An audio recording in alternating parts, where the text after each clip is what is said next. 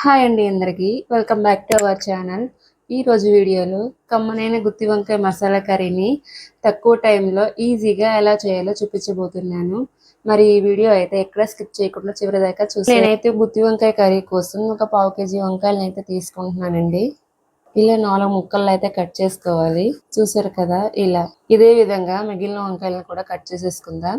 ఇలా కట్ చేసుకున్న వంకాయలను అయితే కొంచెం సాల్ట్ వాటర్లో వేసుకుందాం. సాల్ట్ వాటర్లో వేయడం వల్ల వంకాయలు అనేవి బ్లాక్గా అవ్వకుండా ఎంతసేపు అయినా ఫ్రెష్గా ఉంటాయండి.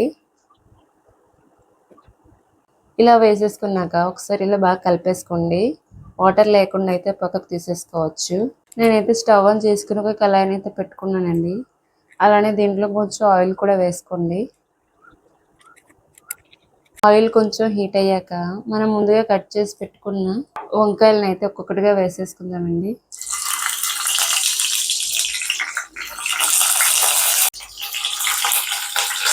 ఇలా వంకాయలన్నింటినీ ఒకసారి ఇలా కలిపేసుకుని ఒక 2 నిమిషాల పాటు ఇలా మూత అయితే పెట్టేసుకోండి. ఇలా ఒకసారి మూత అయితే తీసుకుని ఇలా కలుపుకోండి. ఒకసారి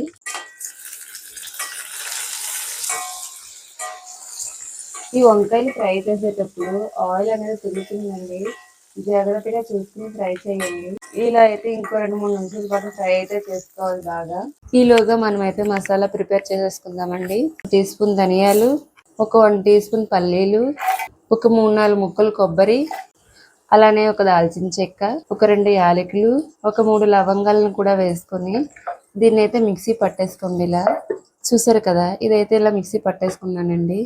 అలాగే దీంట్లోనే ఒక చిన్న కప్పు ఆనియన్స్ ముక్కలు, ఒక టమాటో, అలానే ఒక 2 పచ్చిమిర్చి, అలాగే 1 టీ స్పూన్ అల్లం వెల్లుల్లి పేస్ట్, రుచికి సరిపడా సాల్ట్, అలాగే ఒక 1/2 టీ స్పూన్ పసుపు, ఒక 1 టీ స్పూన్ కారం, చివరిగా కొంచెం కొత్తిమీర కూడా వేసుకొని వీటన్నింటిని అయితే ఇలా మిక్సీ పట్టేసుకోండి.